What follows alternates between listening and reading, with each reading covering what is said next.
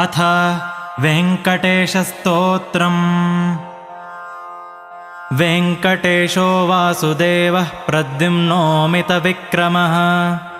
सङ्कर्षणो निरुद्धश्च शेषाद्रिपतिरेव च जनार्दनः पद्मनाभो वेङ्कटाचलवासनः सृष्टिकर्ता जगन्नाथो माधवो भक्तवत्सलः